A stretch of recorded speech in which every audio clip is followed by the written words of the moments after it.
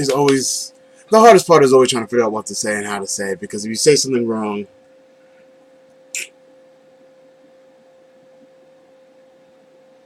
people get hurt. Their emotions get hurt.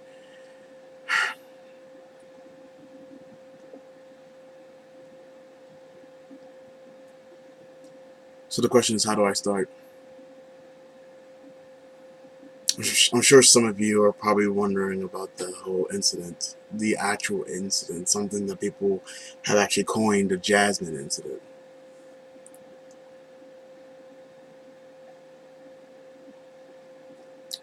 And maybe it's time I came clean about that.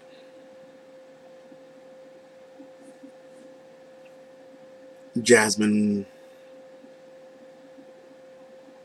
was distant during the beginning of mid 2013 to 2014. It's not really her fault. I was a different man then. A man I've tried to separate myself from since then. But she had enough and she left, separated, um, to go and stay with a friend of hers, an AJ. Um, at first, it was really hard on me. It really was. It was hard to look at my son because he reminded me of her, of the woman who left. The woman who I tried so hard with everything and she just left. But I know it's not easy living with me. I have mental conditions. I am a schizophrenic. I'm also, I suffer from DID, dissociative identity disorder, um, depression, and because of the incident, PTSD is actually an official diagnosis for me now. Back then, I played video games a lot. Like a lot. And almost nothing else. Because of my fear, my paranoid schizophrenia, I feared going outside. I feared encountering people. Then also because of an incident that happened in Clearfield, but that is honestly for another video.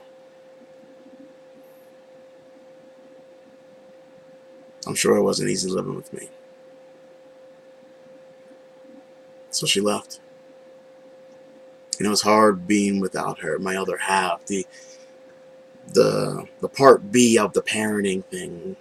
And like I said, it was hard for me to be a parent to Xavier, but I realized, amazingly through her help, and the help of a lot of other close friends, that Xavier is amazing. My brothers always said that he was just something this world is not ready for, but he's here. He is amazing. And he is great. And I tried to do the whole be a dad, single dad thing. Before she left, I did play video games a lot, and I did try to take care of as much as I could. Bills, food. I went grocery shopping most of the times. And laundry. I had access to vehicles and friends and things that would help us sustain life. But it really was, as soon as I was done with that, I went back to the video game because that's how I coped. From having to be out there, from having life. And I really shouldn't have used video games as a coping mechanism. I shouldn't have been that lazy. I should have been more active. So when she left, I decided to be active.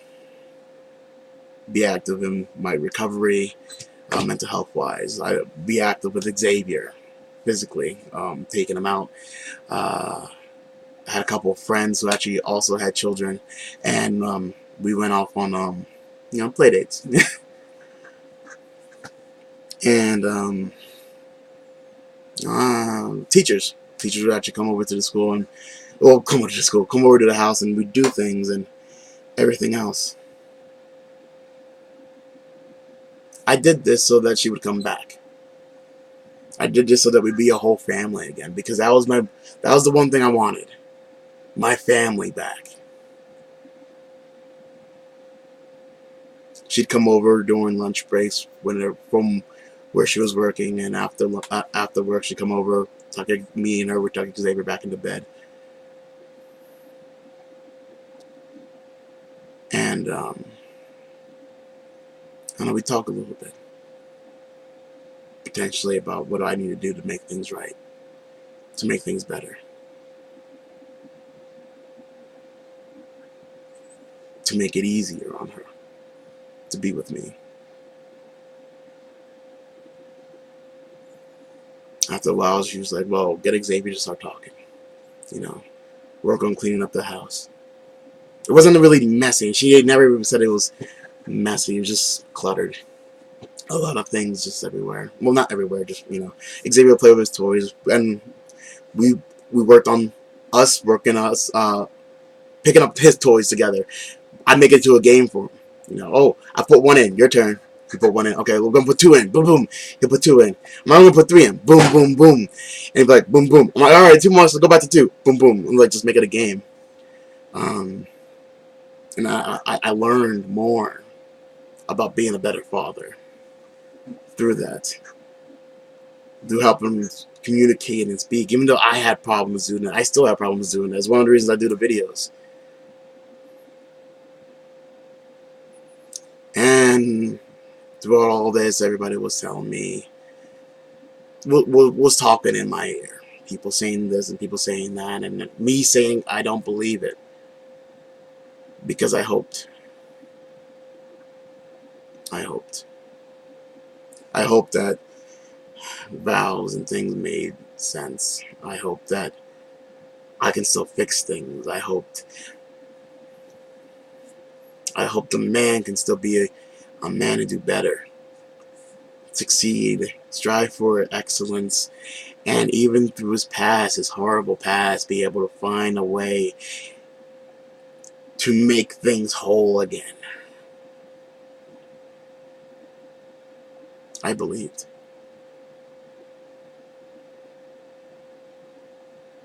And one night, she came back home. I'm not going to give you the whole details, but she had something to tell me. It took a while to get it out of her, but she told me that she was with AJ for a while.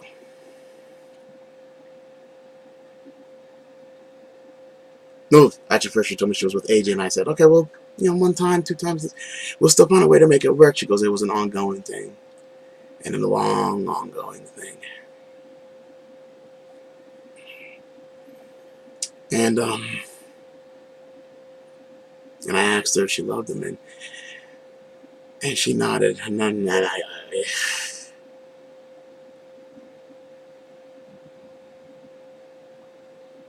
it was then I realized it didn't matter what I did. Then I realized that I failed at everything.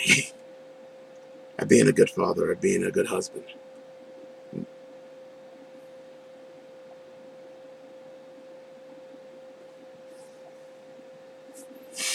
And I wanted to kill myself, and I tried to. I got the only knife in our living room, in our apartment. The only knife. We only had one because we didn't really cut that many things. And we had a son, and we didn't want him to, start juggling with knives. And it was like a paring knife for our apples. But whenever we fed him apples, I didn't think about any of that. He was already in bed. Because usually, whenever we have this one-on-one talk, he's already in bed. And I didn't want to live. I didn't want to live. Because I couldn't take it. I couldn't.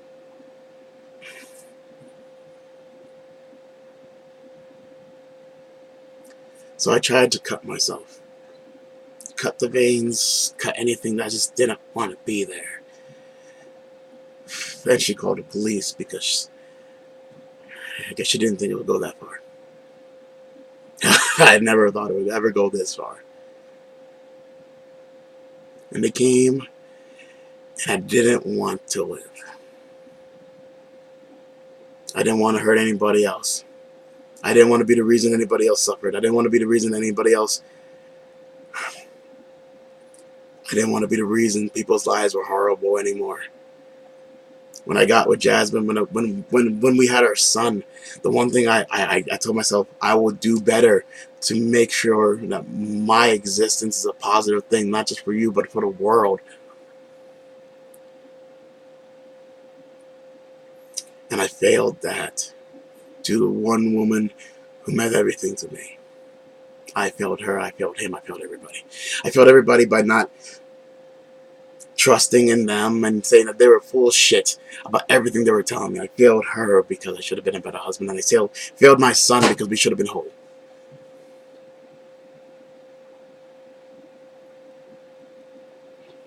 And that is what the incident was. They had to neutralize me because I didn't want anything else. I wasn't a danger to anybody else but myself. No one else's. It was my blood on the knife. It was my blood on me, but when they kicked in the door, they saw blood in the knife. They took care of what they had to take care of. I understand that. It took a year after that for me to realize that I had to do better. I couldn't let this destroy me.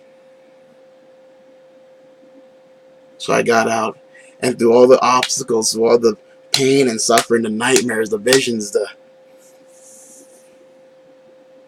therapy, the Better Me Committee, the friends and family, the adopted family, the friends who were always there before, and even after I called them liars and pieces of shit because I believed, they stood by me. They stood by me because they knew that my focus has changed.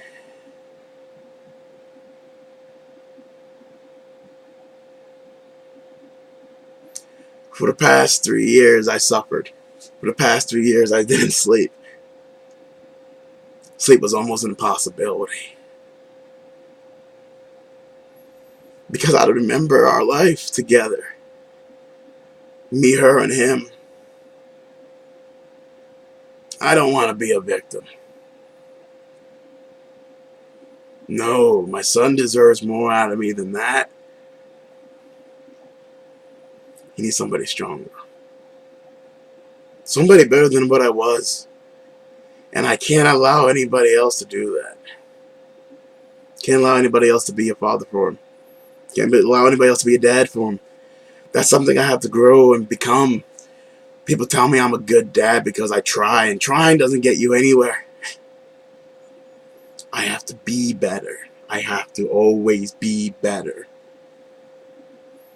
For the past 3 years, every move I made was to do that.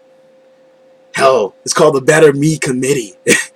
An organization I made of people who have such a big influence on my life. Not just personal people, but people in position, people who are part of organizations to have access to resources to help me be a better man, to be a better father.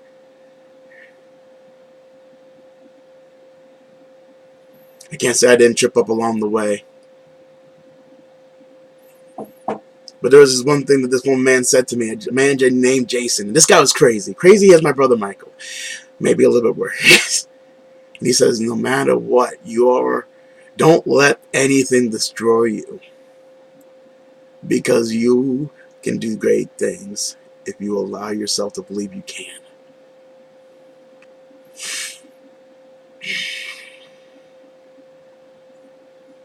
So everybody who's listening, you know the situation now. You know the stories and you know my problems. You know what I had to suffer through.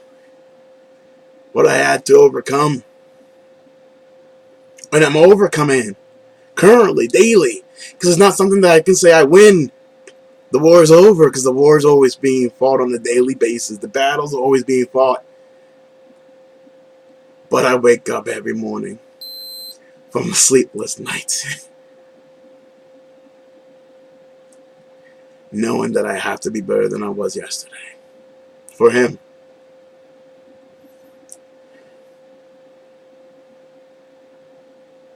I'm no victim. I'm no criminal.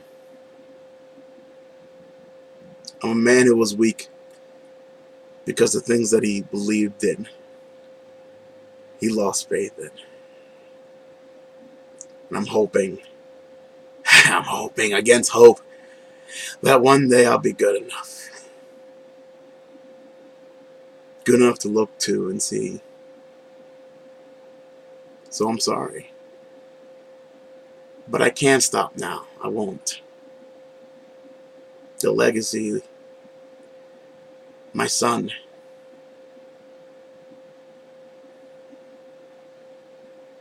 He's worth always trying.